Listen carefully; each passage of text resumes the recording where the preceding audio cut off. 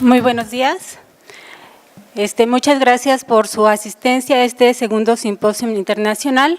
Como ya lo mencionó el rector de nuestro centro, estos eventos son de ustedes y para ustedes, y obviamente el esfuerzo que hacen las autoridades universitarias es justamente para acercar a todos ustedes la cercanía con investigadores de alto renombre a nivel nacional como internacional. Entonces, aprovechen todas estas jornadas en cualquiera de los ámbitos, que les aseguro que les traerá bastante riqueza.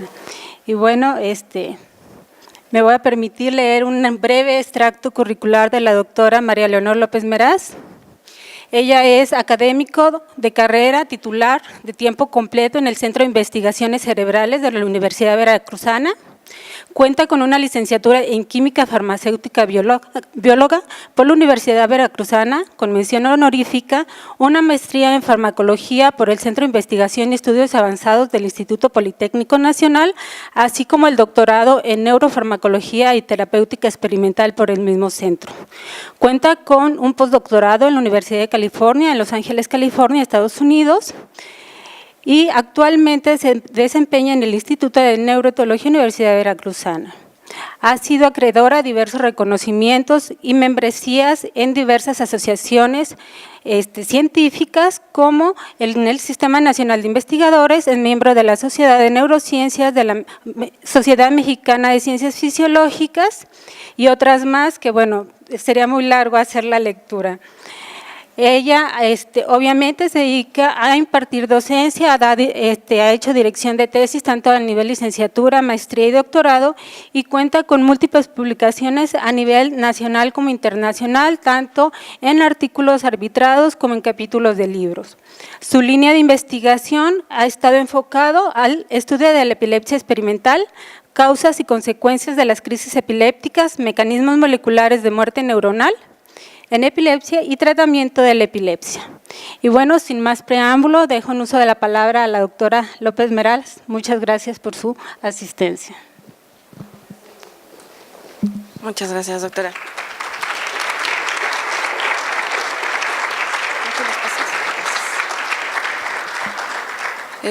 Buenos días. Antes que nada, agradezco mucho la invitación. Es un honor ser la primera ponente de esta serie de conferencias. Espero que la encuentren interesante. Y en este caso, dado que tenemos un público de diversas carreras, trataré de hacerlo un poco más amigable. Pero lo cierto es que toda esta primera plática, esta charla va a versar sobre epilepsia y muerte neuronal. ¿Ustedes alguna vez se han preguntado si la epilepsia o las crisis epilépticas matan a las neuronas? Bueno, pues actualmente se sabe que es posible que esto ocurra. Sin embargo, pues aún existe debate, sobre todo a nivel de humanos, porque pues no podemos fácilmente estudiar el tejido humano. En este caso les voy a hablar un poco de un mecanismo que tiene que ver con la inflamación.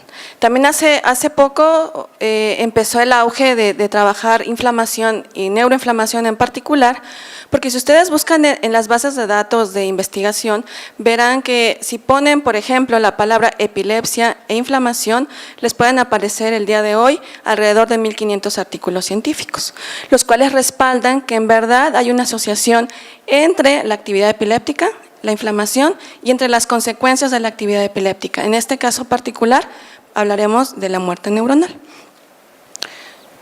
La que sigue, por favor. Antes de que se me olvide, siempre me gusta reconocer quienes han realmente elaborado ese trabajo y no quiero pasarlo por alto en este caso, son todos los colegas, algunos estudiantes, algunos ya graduados, colaboradores en activo, pero bueno, sin ellos esto no hubiera sido posible. Aquí están sus nombres. La que sigue, por favor. Bueno, pero entonces les voy a hablar un tipo en particular de actividad epiléptica. La epilepsia es una condición crónica, espontánea. Epilepsia es aquella alteración del cerebro que genera crisis epilépticas. Pueden ser convulsivas o no convulsivas. Pero en particular hay un tipo de actividad epiléptica que se denomina estado epiléptico y que se considera la forma más extrema de una actividad epiléptica. ¿Por qué? porque normalmente una crisis epiléptica convulsiva en una persona está durando menos de 1 minuto, máximo 2 minutos. Es autolimitada, es decir, el cerebro pierde ese equilibrio de la actividad neuronal, pero eventualmente lo recupera y la actividad se detiene. ¿Qué pasa con el estado epiléptico? Pues es una condición en donde eso no pasa. Realmente se pierde la capacidad inhibitoria de esa actividad neuronal, es una actividad aumentada e hipersincrónica de las neuronas. Recuerden que en el cerebro, cada región cerebral tiene un grupo de neuronas y esas neuronas trabajan en condiciones particulares, a un ritmo propio, no todas igualito. Es como una orquesta, cada instrumento tiene su ritmo, cada instrumento tiene su sonido. ¿Qué pasa si todos tocan al mismo tiempo? Una convulsión o una crisis epiléptica. Entonces, cuando no se logra detener de manera normal, se genera el estado epiléptico. La que sigue. Desde el punto de vista epidemiológico, ¿quiénes son las personas que más padecen estado epiléptico? Pues tenemos una curva en donde los niños menores de 1 año y los ancianos, las personas de la tercera edad, normalmente mayores de 75 años, son aquellos que padecen más estado epiléptico. Esto es en presencia o en ausencia de epilepsia. Es decir, ciertamente las personas que tienen epilepsia y que, por ejemplo, tienen un mal control de sus crisis, pueden presentar esta actividad continua. Cuando digo actividad continua, estoy hablando de alguien que puede estar convulsionando minutos, más de 30 minutos, horas incluso. Y por supuesto esto es una emergencia neurológica, tan es una emergencia que si una persona convulsiona por 5 minutos hay que llevar al hospital y recibir una terapia adecuada, incluso se tienen que sedar para lograr detener las convulsiones. Pero bueno, en este contexto, si ustedes ven esta tabla de aquí, verán que los niños pequeños, los de entre 1 y 2 años, son los que mayormente presentan estado epiléptico. ¿Por qué es importante esto? Porque muchas veces ese cerebro que tuvo estado epiléptico, crisis convulsivas de larga duración, está más propenso a generar epilepsia posteriormente, sea en la adultez o en la adolescencia. ¿Cuál es una de las consecuencias del estado epiléptico? Además de que lo que les comentaba, generar epilepsia, ese cerebro que antes era normal, ahora ya no lo es y tiende a generar esa actividad anormal, hipersincrónica e hiperactiva, se vuelve epiléptico. No se saben completamente las causas, pero una razón puede ser, la que sigue por favor, porque hay muerte neuronal. Eso es lo que unas corrientes tratan de explicar. Y aquí les presento una fotografía de un corte cerebral de humanos. En este caso es de un sujeto que murió por causas no neurológicas, sano, sin convulsiones, y ese es un corte a nivel del hipocampo, una estructura del cerebro que se encarga importantemente de regular la memoria, el aprendizaje y, como verán en otras charlas, también conductas afectivas y emocionales, ansiedad, estrés, etc. Esta región, el hipocampo, está subdividida en diferentes regiones, pero quiero hacerles notar algo. Esta tinción lo que marca son las neuronas. ¿Ven aquí unos puntos negros en lo que se llama CA1, CA2? Esto que está aquí como un bigote, el giro dentado, y esto es en condiciones normales. ¿Qué pasó cuando alguien tuvo estado epiléptico por más de 8 horas? Es decir, estuvo convulsionando todo ese tiempo, crisis convulsivas. Murió, se obtuvo su cerebro, se cortó y miren a la misma región. ¿Ven la ausencia de células aquí? Entonces, esto ha demostrado realmente, y con otras técnicas, tanto de neuroimagen y otras técnicas histológicas y de marcajes incluso moleculares, que el estado epiléptico efectivamente mata neuronas en el humano. Por supuesto, los mecanismos no se conocen a detalle y ha sido mucho más complejo abordarlo en el humano. La que sigue, por favor. Antes. ¿Qué causa la muerte? Si lo pensamos en términos generales en una neurona, pues hay todo un proceso de iniciación o latencia y finalmente la muerte, que es lo que detectamos en el laboratorio. ¿Qué se ha propuesto? Pues que en el cerebro existen sustancias transmisoras como el glutamato, que es excitador, que se encarga de generar la respuesta normal. Nuestro funcionamiento normal depende en gran medida de él, pero también hay sustancias inhibitorias que lo controlan. Cuando hay convulsiones hay un exceso de ese transmisor excitatorio, glutamato. Él, en conjunto con sus receptores, porque finalmente esa molécula que es un transmisor requiere un receptor en la célula para producir la respuesta biológica, se ve que en ciertas condiciones cuando la célula va a morir están aumentados. La activación de estos receptores promueve, entre otras cosas, que al interior de la célula incremente la cantidad de un ion, el calcio, que como ustedes deben recordar sus clases bioquímicas, es sumamente importante regularlo porque muchas enzimas dependen de su aumento. Este sistema aumenta y entonces se llega a una propagación de esa señal que ya implica el reclutamiento de otras sustancias y además de que ciertos organelos empiezan a dejar de funcionar adecuadamente, tales el caso de la mitocondria o el retículo endoplásmico. Estos empiezan a liberar sustancias como las caspasas o citocromos que se encargan de señalizar la muerte neuronal. Y finalmente, estas caspasas son las que ejecutan la muerte a través de que romper el citoesqueleto, la actina, a través de fragmentar el DNA usando endonucleasas y en general desajustando a la mitocondria y produciendo un desbalance energético que nos puede llevar a la muerte de diferentes tipos. Básicamente, a nivel neuronal se ha observado que las neuronas pueden morir por necrosis desde el punto de vista morfológico cuando hay un cambio en su membrana, que lo vamos a ver un poquito más adelante, o apoptosis también puede ocurrir cuando el daño es un poquito menos agresivo a lo mejor o la neurona tiene una capacidad mayor de amortiguar ese atentado.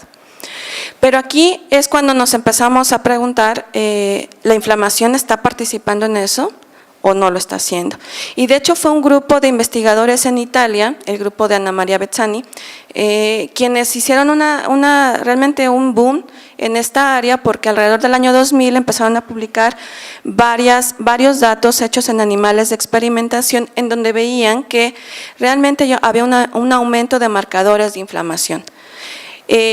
Esto fue realmente importante porque inicialmente se consideraba que el sistema nervioso central era una estructura, era privilegiada porque el sistema inmune no estaba tan importantemente representado ahí, pero ahora se sabe que hay un sistema inmune al interior del cerebro y en este caso la microglía sería, digamos, que quien tendría el papel principal. No necesariamente tiene que ser una célula, un leucocito que se infiltra a través de la sangre, sino que incluso hay células residentes del cerebro que producen la respuesta inmune. Lo que se vio en este esquema, bastante complejo, pero lo que me gustaría que ustedes retomaran es el hecho de que un atentado a la integridad del cerebro, llámese un traumatismo, llámese un tumor o una convulsión, puede desencadenar todo un proceso neuroinflamatorio. Este proceso va a generar la formación de citocinas, de moléculas proinflamatorias, como la interleucina que vamos a hablar un poco más ahora, o factores de necrosis tumoral o enzimas productoras de otros agentes proinflamatorios, los cuales eventualmente van a impactar a diferentes tipos celulares en el cerebro. La neurona, que normalmente es la célula estrella, pero también otras células como los astrocitos o la glía, que son importantes en regular la cantidad de ese transmisor excitador que hay en el cerebro y que puede tener consecuencias como las crisis o la muerte neuronal. Y que esto se vuelve también un círculo vicioso. Si hay crisis, hay inflamación, si hay inflamación, hay hiperexcitabilidad, si hay hiperexcitabilidad, hay crisis otra vez y esto de manera repetida desencadena muerte neuronal. Y la muerte neuronal genera otros procesos adaptativos que muchas veces, o plásticos, que no necesariamente son con la finalidad de recobrar la homeostasis, sino más bien que producen efectos deleterios como puede ser la aparición de epilepsia. La que sigue, por favor.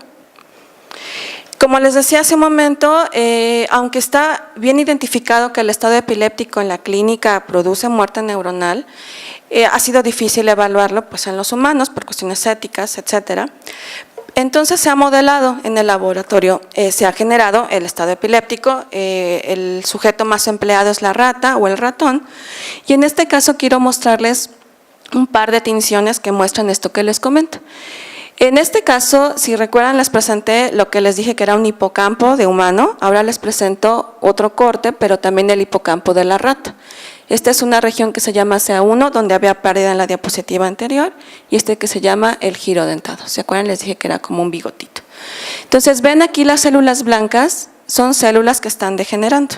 Es decir, después de que hubo convulsiones, en la rata de 14 días de edad, que sería más o menos el equivalente desde el punto de vista de neurodesarrollo, transmisores, excitación e inhibición y otros contextos muy generales, a un niño de 1 o 2 años de edad, o sea, aquellos en los que hay mayor incidencia de estado epiléptico.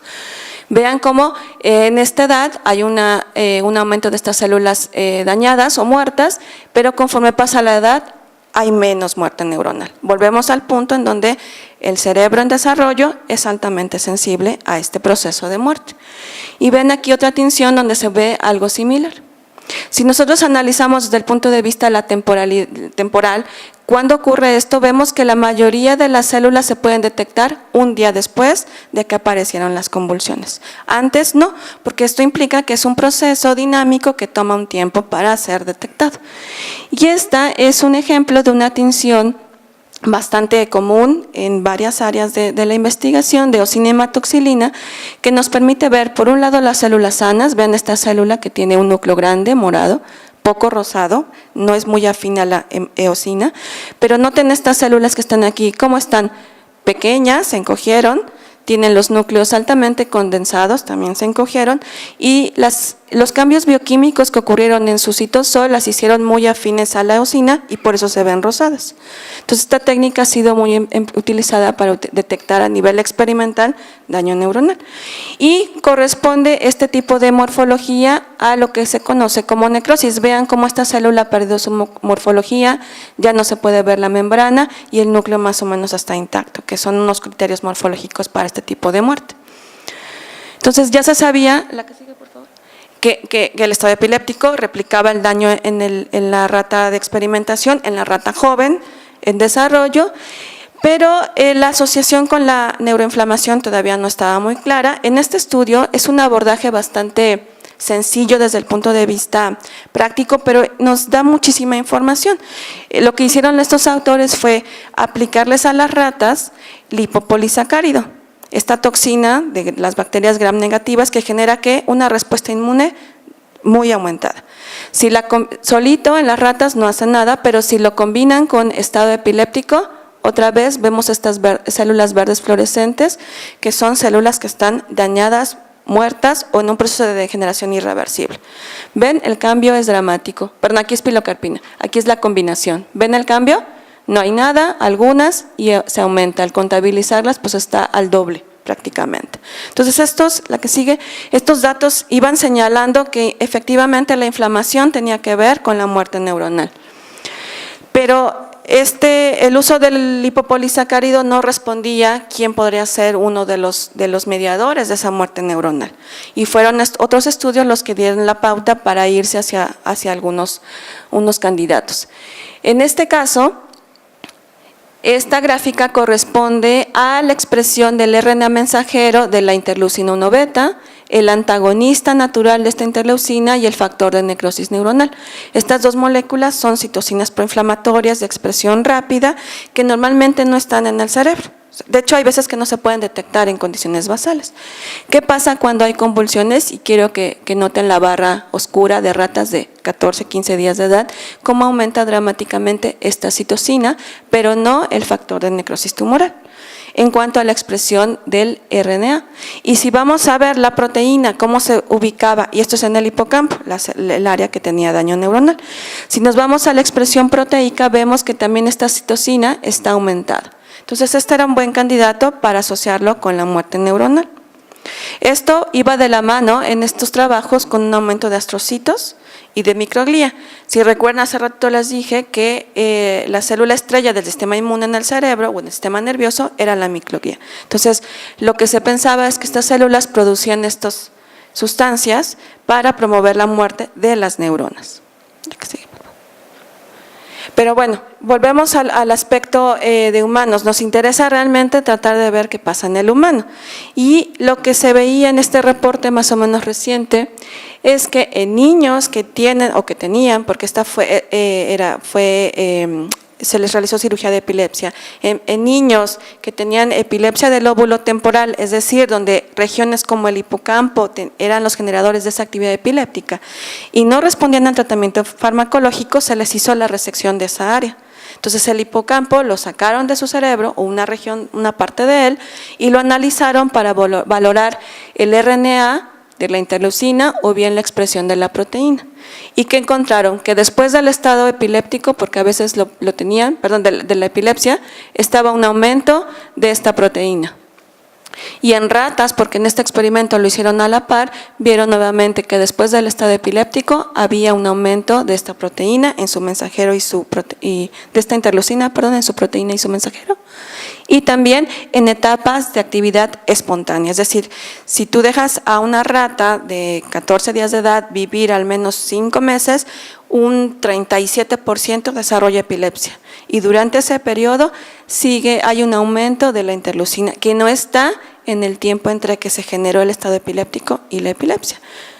Entonces, todo esto apuntaba a que la interleucina 1 beta era un buen candidato a ser responsable, al menos parcialmente, de la muerte neuronal debida al estado epiléptico en el cerebro en desarrollo. Esta interleucina trabaja en conjunto con una proteína adaptadora. Cuando está la interleucina, que está representada aquí en morado, viene y se pega, estas dos moléculas, el receptor y la proteína adaptadora, aquí ya me cambiaron de color, se genera la respuesta.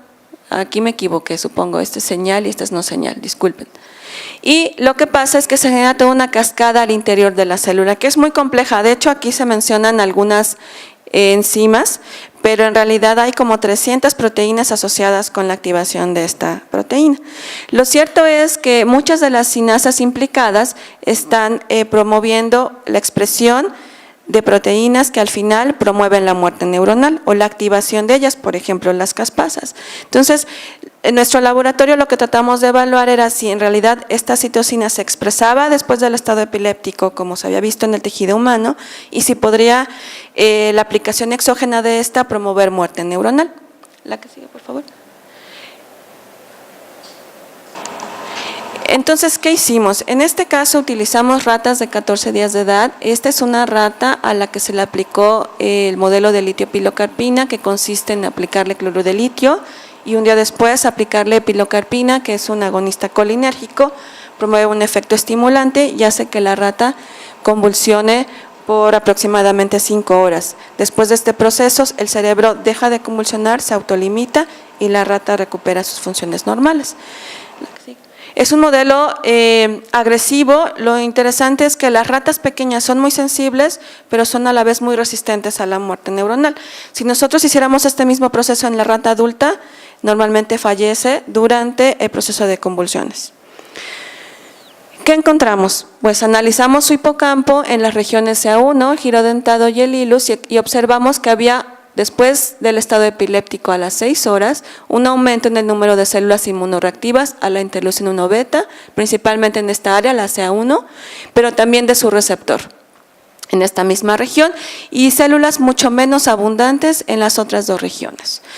¿Qué fue interesante? Que a las 24 horas ya no las veíamos, pero a las 24 horas que les comentaba el pico de muerte neuronal, sí se observaba estas células dañadas en estas mismas ratas. Estos son cortes de las mismas ratas, es decir, tomábamos el cerebro, hacíamos cortes de manera repetida y unos se procesaban para detectar la citosina y su receptor y otro el daño neuronal. Entonces, esto nos daba la idea de que el fenómeno iba acompañado de muerte neuronal, expresión de citocinas, su receptor, bueno, en este caso la interleucina 1 beta, su receptor, y aparte la muerte neuronal. Al hacer los conteos nos dimos cuenta de esto que les comentaba, que es una expresión rápida de 6 horas, al menos el tiempo que evaluamos, no evaluamos antes, aunque hay reportes que mencionan que esta proteína puede estar expresándose desde 2 horas después de las convulsiones o del inicio de estas, pero que el cambio es súbito, aparece y desaparece. Y vean cómo esto mismo lo observamos, pero que precedía siempre a la muerte neuronal y que estas células eran neuronas. Pero tratamos de corroborarlo e hicimos la medición del mensajero. En este caso ya extrajimos todo el hipocampo, no nada más una región o una rebanada, y lo que hicimos fue analizar la expresión del mensajero de la interleucina 1 beta a los mismos tiempos y efectivamente encontramos nuevamente un aumento en la expresión de esta esta proteína, una tendencia clara del receptor, pero este no fue estadísticamente significativo. Entonces, estos dos hallazgos nos hacían pensar que efectivamente, después de las convulsiones, había un aumento de este sistema, al menos en la rata. Esto correlacionaba muy bien con otros hallazgos de la literatura, en donde en el hipocampo, pero en ratas adultas, después del estado epiléptico, que aquí está indicado como fase aguda, había células que ya eran inmunorreactivas a la interleucina 1 beta y que ya no eran solo astrocitos o microglía, sino que en realidad eran neuronas. Es decir, aquí hay otro ejemplo, no solo estas células del sistema inmune, sino las neuronas como tal, en respuesta a las convulsiones pueden producir ellas mismas la interleucina. De hecho, podría ser un efecto quizás parácrino en donde ella la libera y otra célula contigua responde a ella, o bien ella misma puede señalizar su muerte neuronal a través de este sistema. Y incluso en muestras obtenidas de pacientes con epilepsia del lóbulo temporal que fueron también sometidos a cirugía de epilepsia porque ya no se les controlaba la actividad epiléptica con fármacos, se observó que las neuronas que quedaban, porque esclerosis hipocampal refiere a una condición en donde hay pérdida neuronal y muchos astrocitos. Si ven aquí estas células chiquitas son los astrocitos y hay muy pocas neuronas, pero las neuronas que quedaban expresan interleucina 1 beta. Entonces, parece ser que tanto en personas como al menos en la rata se observa un mecanismo similar, lo cual pues nos alienta en el contexto de que pueden ser mecanismos compartidos, ¿no?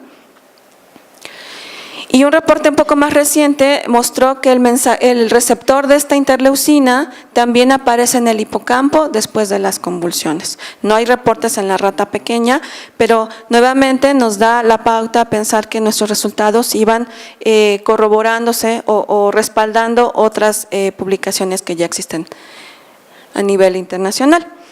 Pero bueno, ya sabíamos que se expresaba y la siguiente pregunta fue, ¿y si la ponemos exógenamente, podemos provocar más muerte neuronal? Y para responder esto lo que hicimos fue comprar la interleucina 1 beta recombinante y aplicarla unilateralmente en el ventrículo de las ratas. Estas ratas son ratas de 14 días de edad. Como les decía, generamos el estado epiléptico a esta edad y 6 horas después de que se inició el estado epiléptico aplicábamos la interleucina y el día siguiente, cuando sabíamos que era el pico de muerte neuronal, eutanizábamos a la rata y trabajábamos su cerebro. Usamos diferentes concentraciones de interleucina, y tratamos de hacer una curva concentración-respuesta, pues no sabíamos bien cuál era una concentración que nos podría servir.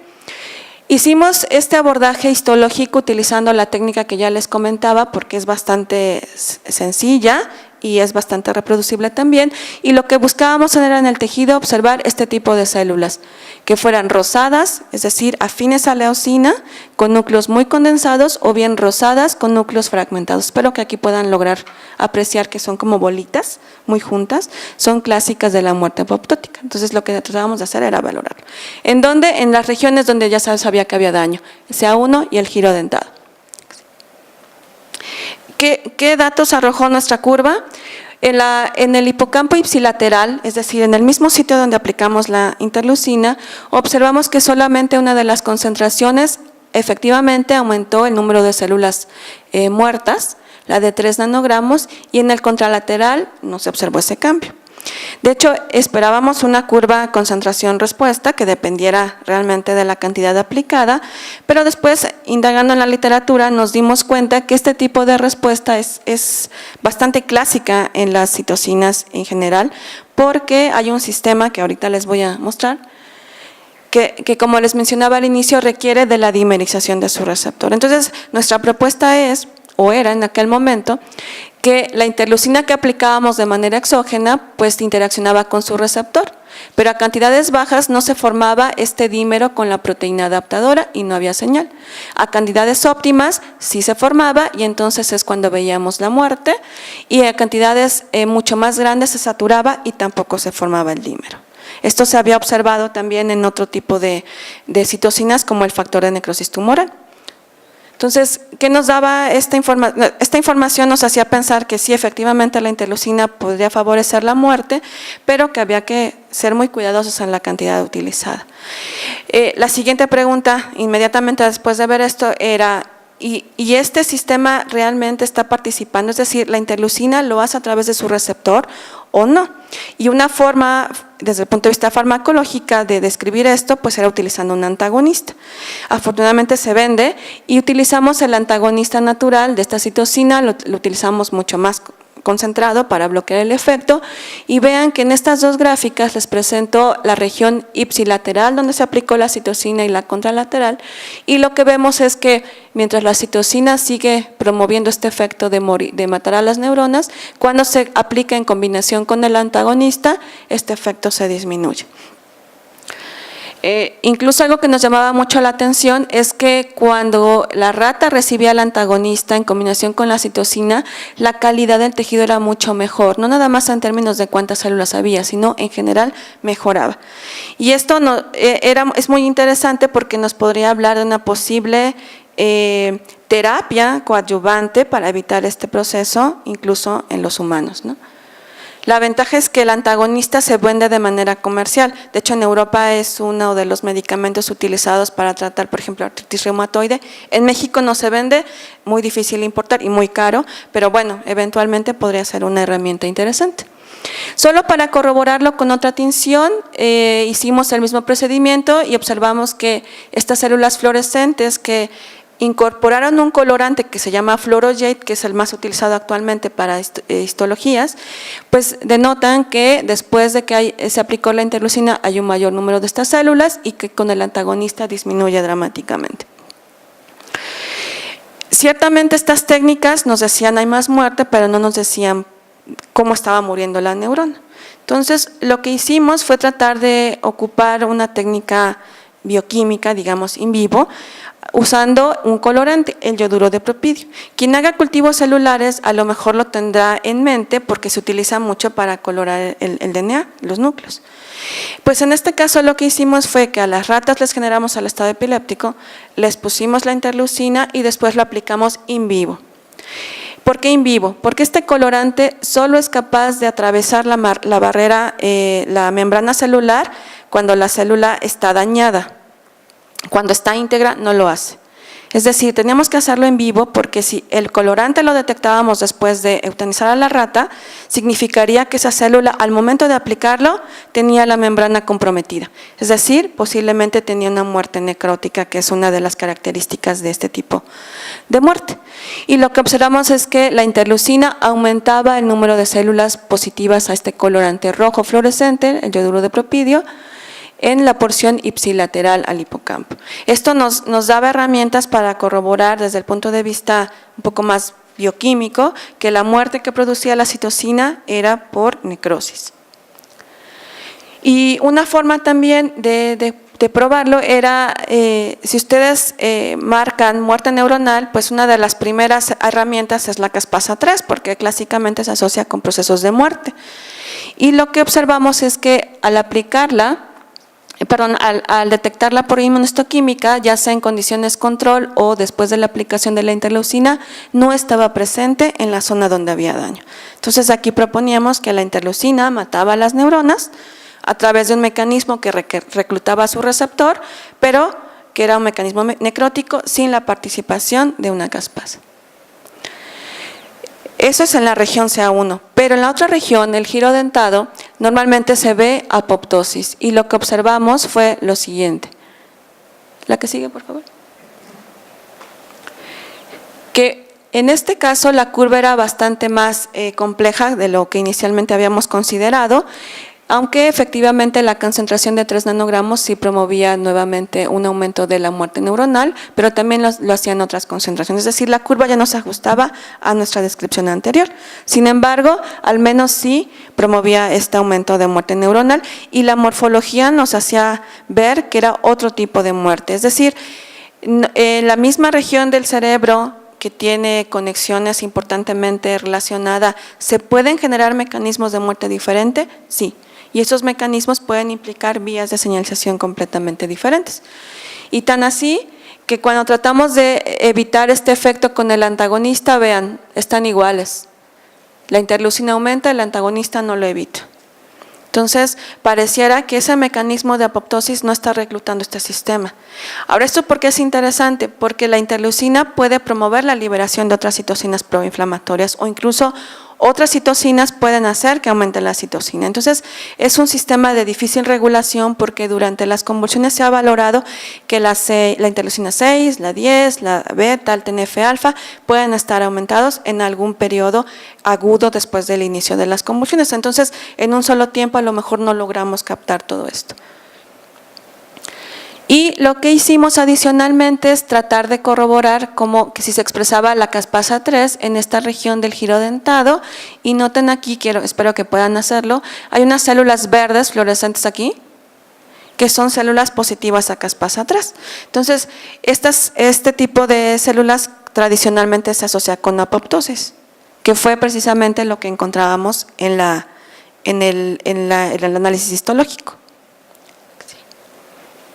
¿Por qué es interesante esto? Porque otros autores han descrito que las citocinas, antagonistas de estas o factores que son capaces de inhibir su función, podrían ser una herramienta importante en contrarrestar la muerte neuronal debido a las crisis epilépticas.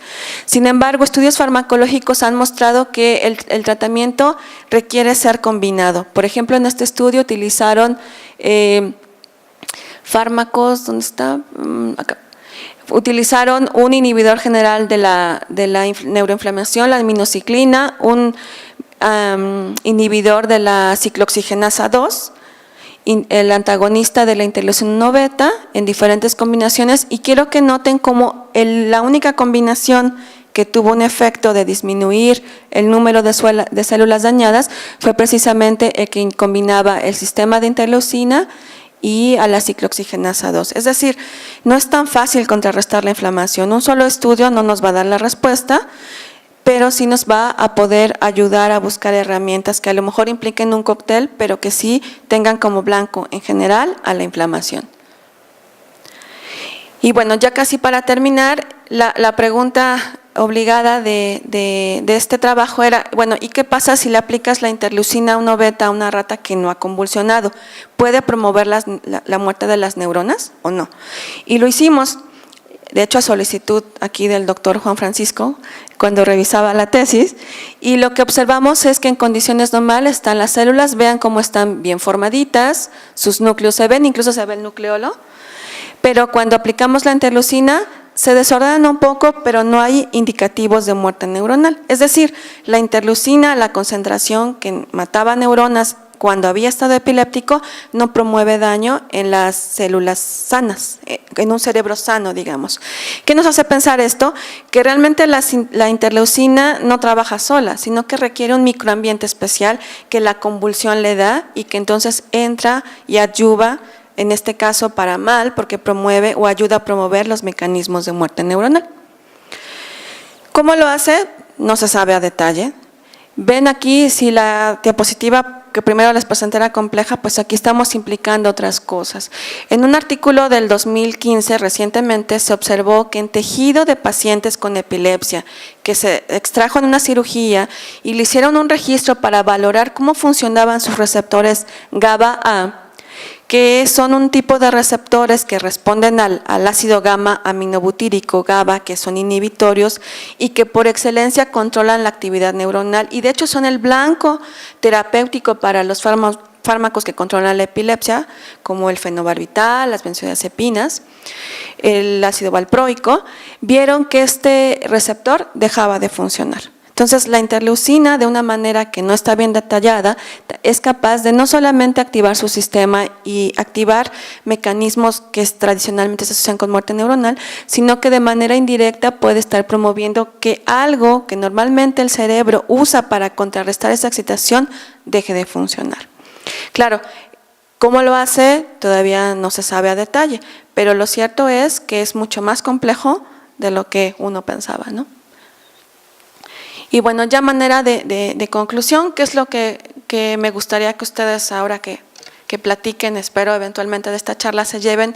Es que, bueno, la citocina, la interleucina 1 beta es una citocina proinflamatoria que sí se localiza en el cerebro después de las convulsiones y que al activar su receptor puede favorecer muerte neuronal. Pero este proceso va a depender de la región cerebral estudiada. Y eso es algo bien interesante porque a veces pensamos que todo el cerebro es igual. Y no, la respuesta puede variar de una región a otra por las propiedades propias, intrínsecas de ese grupo neuronal. De manera que en el área C1, en este caso, parece que promueve necrosis, pero en el giro dentado es un mecanismo diferente, más bien apoptótico, que no recluta sustancias propiamente del sistema de apoptótico, de la vía intracelular, en este caso la caspasa 3, y que además, si se utiliza un antagonista, se puede revertir este efecto. Eso es, creo que algo importante. Y el otro aspecto que hay que considerar es que cuando una rata no ha tenido estado epiléptico, la interleucina no afecta a sus neuronas. ¿Y eso por qué? Porque podríamos pensar que si hay meningitis, por ejemplo, se podría generar esa respuesta. Y en este caso, pues estos datos nos sugieren que no va por ahí el mecanismo. Tiene que haber convulsiones, generar esta hiperactividad e hipersincronicidad de las neuronas. Y bueno, por mi parte sería todo. Muchas gracias.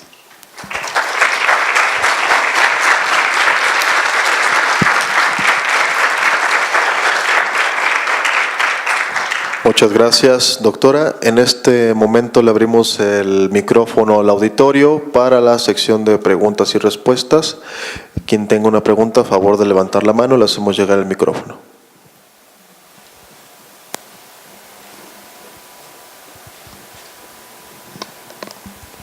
Bueno, buenos días, doctora. Es muy interesante, como siempre, su presentación.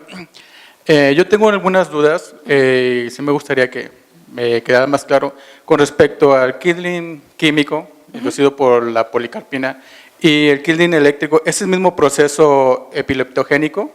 O sea, crea lo que es la producción de interleucinas. Eso es por una parte. Y por la otra, esa duda surge porque hay un trabajo realizado con el Kindling eléctrico con metilendectasol, donde al mismo momento que iban haciendo el Kindling eléctrico, introducían o administraban betamirina y alfamirina, y se dieron cuenta de que se bloqueaba prácticamente lo que era el estatus epiléptico. Y haciendo una recapitulación, la betamirina y la alfamirina tienen un proceso básicamente sobre lo que es el sistema GABAérgico, pero también se sabe que son compuestos que tienen un alto efecto en lo que es procesos antiinflamatorios. Podría estar ahí involucrado lo que es esta interacción, por un lado inhibiendo el proceso antiinflamatorio y por el otro lado llevando a cabo el bloqueo mediante el sistema GABAérgico. Sí, de hecho, en este caso hicimos un abordaje agudo en el que la pilocarpina se aplicó una sola vez y fue suficiente para generar el estado epiléptico.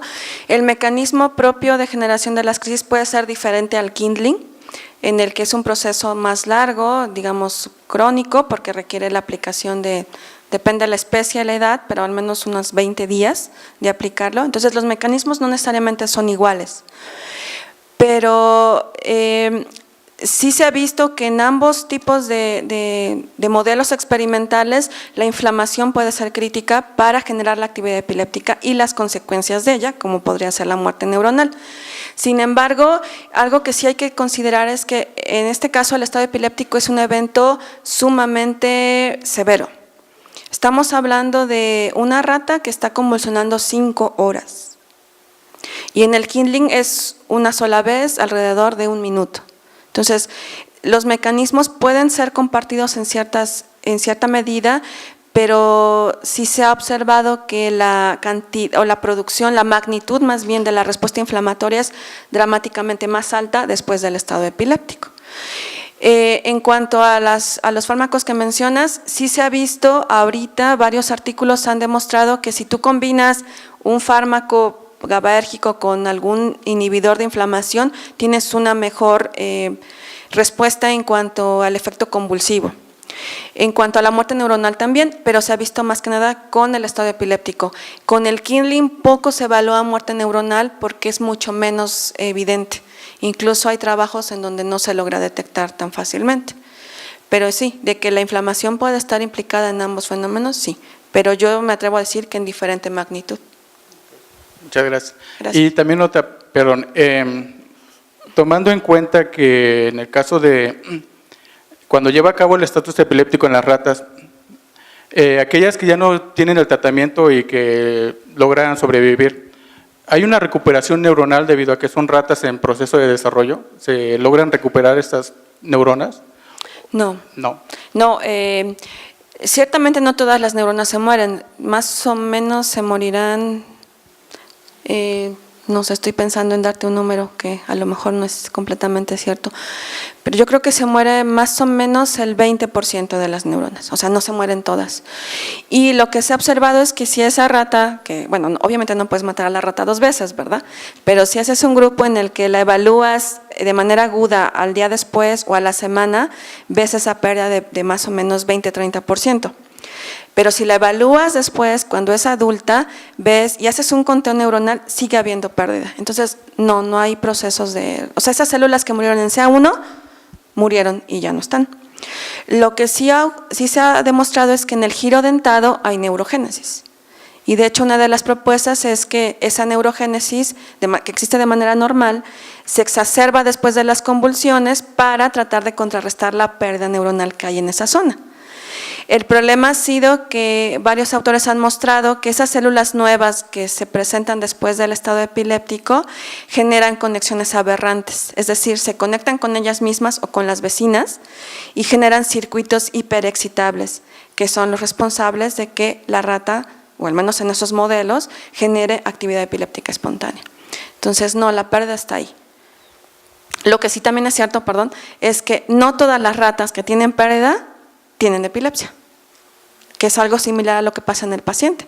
Hay pacientes que tienen esclerosis hipocampal dramática, ves 2 neuronas y no tiene epilepsia severa, y uno que tiene básicamente la misma cantidad con control y tiene epilepsia muy severa, ¿no? Entonces, también digamos que la variación propia individual o fenómenos, no sé, epigenéticos, ambientales, propios de ese individuo lo hacen responder de manera diferente, ¿no? Muchas gracias, doctor. Gracias, Armando. Bueno, bastante interesante y clara la plática, doctora. Nada más, Gracias. Yo tengo por ahí una pregunta en cuanto a el estudio que usted nos presenta, bueno, todos los resultados. Por ahí hay algunos reportes donde involucran al sistema tanto GABAérgico como glutamatérgico, y esto, bueno, va comprometido de acuerdo durante el desarrollo, por ejemplo, si se estudian crisis convulsivas con algún tóxico que las puede generar en la edad después del nacimiento o cuando se hace en el adulto, e involucran, por ejemplo, al sistema GABAérgico normalmente en etapas muy tempranas y sistema glutamatérgico en etapas ya de adulto. Mi pregunta sería si ustedes han explorado o qué es lo que conocen en cuanto a la participación, por ejemplo, de los receptores a glutamato, que por ahí hay algunos trabajos que mencionan que modifican lo que es la expresión de las subunidades y por ende la composición del receptor, que lo hace más susceptible a tener una sobreexcitación en la neurona y puede llevar a la neurona ya sea vía necrosis o apoptosis, que bueno, en sus resultados quedó muy claro, bueno, que es ambas vías, ¿no? Entonces, ¿cuál sería la participación en este caso del sistema glutamatérgico si es que se ha explorado o se pretende explorar? Sí, de hecho, sí se ha hecho, ya no lo toqué porque no era el objetivo, pero de inicio, en este modelo en particular, el fármaco que promueve las convulsiones es la pilocarpina, que es colinérgico, o sea, y afecta en gran medida al hipocampo. Bueno, su blanco, digamos, que después de que la aplicas es el hipocampo. Sin embargo, trabajos cuando caracterizaron el modelo por ahí del año 89, 90, vieron que si se le aplica atropina, por ejemplo, durante la primera media hora ya no hay estado epiléptico. Es decir, ahí es un mecanismo colinérgico. Pero si aplicas atropina después de esa media hora, el estado epiléptico sigue. Es decir, hay algo que lo mantiene y ese algo es glutamato. Si aplicas un antagonista glutamátérgico, por ejemplo en MDA o ketamina, se evita el estado epiléptico. De hecho, combinaciones de fármacos GABAérgicos con ketamina son de primera elección para parar el estado epiléptico cuando ya ha progresado a es decir, después de media hora. Entonces, indiscutiblemente el sistema glutamatérgico está implicado en el mecanismo de generación de la actividad epiléptica. En cuanto a las subunidades, lo que se ha observado en la rata pequeña, vamos a situarnos, es que después de que hay estado epiléptico hay una disminución de los receptores en MDA. Se ha evaluado, por ejemplo, el NR1 y se ha visto que mientras que en el sujeto control está en la célula, en la sinapsis, cuando hay convulsiones nunca llega a la sinapsis, aunque está ahí.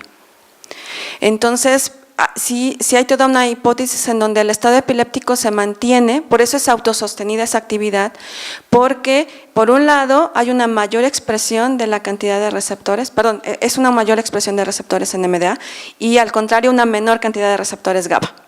Hay trabajos donde lo han probado, incluso con electrofisiología. Han visto que si a estas ratas les haces una rebanada, la actividad GABAérgica está disminuida, por eso las benzodiazepinas no sirven para contrarrestarlo en ciertos periodos y el NMDA está aumentado. Y en cuanto a la citosina, sí se ha visto que la interleucina en algunos modelos, me parece que también es pilocarpina, aumenta la expresión de subunidades de receptor NMDA. Entonces sí definitivamente pues no es un solo sistema, pero en general la citosina lo que podría estar haciendo es indirectamente modular GABA y glutamato. GABA a la baja, glutamato a la alta. Y eso hace que la balanza quede completamente dirigida hacia la excitación y el mantenimiento de las convulsiones y de la muerte neuronal. Muy bien, muchas gracias. Gracias.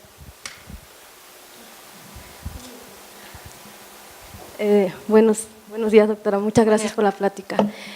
Mi pregunta va más dirigida a interés con respecto a este problema de epilepsia. En el estado actual, ¿cómo se presenta este problema? Si se ha ido incrementando en la población con respecto a años pasados. Y bueno, en mi mente me recordé que antes pues la epilepsia la trataban con choques eléctricos, ¿no? Y actualmente desconozco exactamente cómo lo estén tratando. Y cuando una persona tuvo epilepsia por cierto periodo de tiempo y no recibió ningún tratamiento, ¿qué efecto puede producirle ya en su estado adulto? Le pregunto esto porque tengo un caso personal en ese contexto y pues sí me interesaría saber, y si es que usted me puede explicar un poquito esto. Sí, pues la epidemiología de la epilepsia a nivel mundial está afectando alrededor del 1 al 2% de la población general. No discrimina niños, niñas, bebés, niños pequeños, adolescentes, adultos, tercera edad. Es decir, cualquiera es susceptible de padecerla, ¿no? En cualquier momento de la vida. En México las cifras están más o menos por el mismo rango, 2%, o sea, lo cual es muy alto. De hecho, es de las enfermedades neurológicas que más alta incidencia y prevalencia tienen a nivel mundial. En cuanto a los números, mentiría si le digo si antes estaba subdeterminada, bueno, los números han cambiado. Lo que sí es que, por ejemplo, actualmente hay un programa que se llama el Programa Prioritario de Epilepsia, que el sector salud lo está haciendo y eso tiene como 15 años. Entonces, se ha enfocado a detectar casos de epilepsia, de darles el seguimiento y tratamiento. Entonces, creo que en ese contexto podría aumentar un poquito el número de casos, pero porque se detectan más a tiempo, o se detectan. Porque anteriormente, digo, si nos vamos a 100 años, se consideraba que era una posesión demoníaca, ¿no? Por ejemplo, vivía alguien en el sótano, ¿no? Encadenado. Que ahora espero que ya no pase. En términos de la terapia, pues la inicial es la farmacológica, porque es la primera elección, con un fármaco. Si no respondes hay politerapia, si no responde fármacos de nueva generación, etcétera. Pero yo creo que lo primordial es el diagnóstico adecuado y un tratamiento inmediato. ¿Por qué? Para empezar, porque una convulsión afecta la calidad de vida. A diferencia de otras enfermedades neurológicas, y no quiero decir que sean menos importantes, pero me atreveré a decir, no sé, Parkinson, ¿no? Hay un temblor constante que le impide al sujeto sujetar, llevar a cabo ciertos movimientos. Pero bueno, el sujeto sabe que lo padece y que va a ser progresivo. Y en el caso de las convulsiones, no sabes cuándo va a aparecer. Puede ser aquí, puede ser en el baño, en tu casa, en el camión, puede ser en cualquier momento. Entonces, creo que esa consideración hay que hacerla para saber que hay que tratarla de inmediato. En cuanto a las consecuencias, pues entre más tardes, se ha visto que las consecuencias son más severas entre más años con las crisis no controladas hayan pasado. Y las consecuencias pues pueden ir en que después se haga refractario, es decir, que ya no responda a lo que inicialmente pudo haber respondido, o algunas consecuencias, por ejemplo, en la cognición. Hay gente que muestra que sí hay un deterioro cognitivo. Puede hacer todas sus actividades, pero a lo mejor con un poco más de dificultad que lo haría alguien que no ha estado en esa situación. Entonces, no sé si eso podría apoyar. Muchas gracias.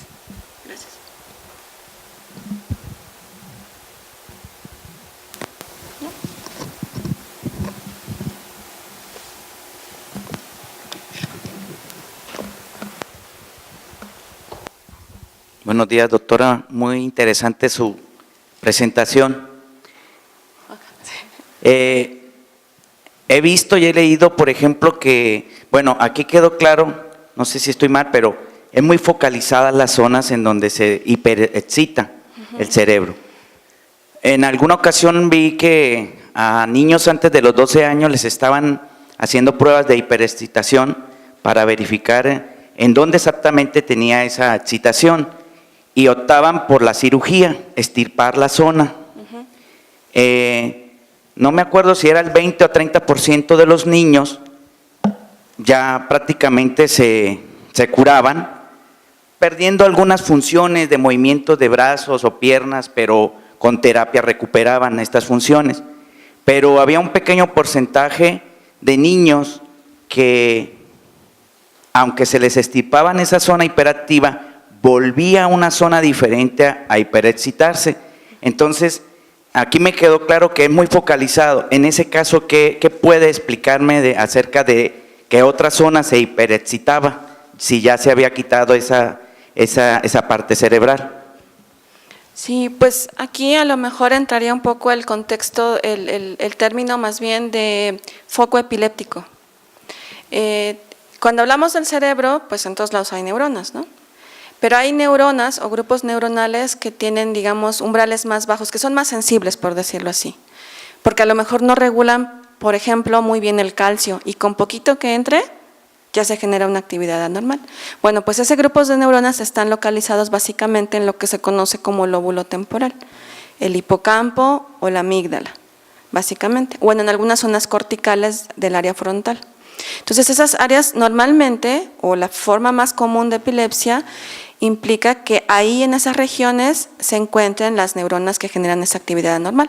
Cuando está bien localizada, es decir, cuando con un registro electroencefalográfico puedes identificar que ahí empieza, aunque después se propague a otras partes del cerebro, es cuando se dice que es el foco epiléptico y que hay uno.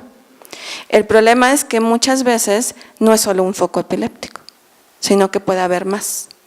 Entonces, a lo mejor se detectó uno y que después en el eje se detecta que se incorporaron otros y lo quitas y sigue quedándote el otro. Entonces, por eso, cuando se hace cirugía de epilepsia, realmente el paciente está sometido a un montón de estudios neurofisiológicos, de EG, de video EG, etcétera, para tratar de tomografía, incluso para descartar que haya otra zona. Y de hecho, el éxito en gran medida depende de que haya un foco, porque si lo puedes quitar con cirugía y no implica que pierda una funcionalidad vital, por ejemplo el habla, pues a lo mejor lo hacen y queda libre de epilepsia.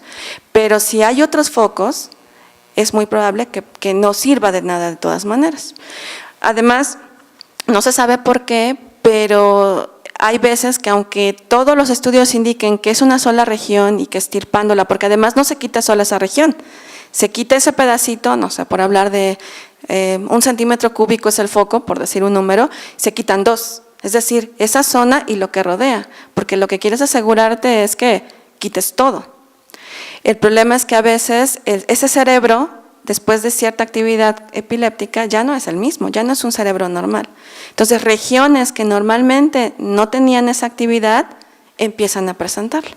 Y entonces es por eso que algunos pacientes, aunque tengan esa cirugía, eventualmente dejan de tomar los antiepilépticos y presentan nuevamente la actividad convulsiva, ¿no?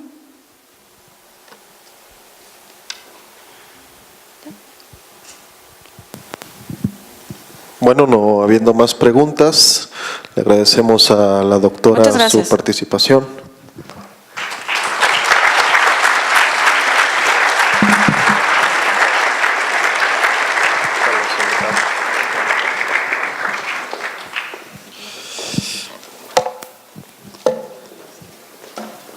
De igual manera, pedimos a la doctora Isabel Pérez Vega nos haga lectura de la constancia que se le va a entregar a la conferencista y un pequeño detalle también por parte del Centro Universitario de los Lagos. Gracias. Bueno, pues a nombre de la Universidad de Guadalajara, del Centro Universitario de los Lagos y obviamente a través de la Universidad Internacional de Verano 2016, se hace entrega de la constancia a la doctora María Leonor López Meraz por su participación como ponente en el segundo Simposio Internacional en Ingeniería Bioquímica. Agradecemos en todo lo que vale su esfuerzo y el haber aceptado participar con nosotros en esta ocasión, doctora, así como un pequeño recuerdo de esta ponencia y participación.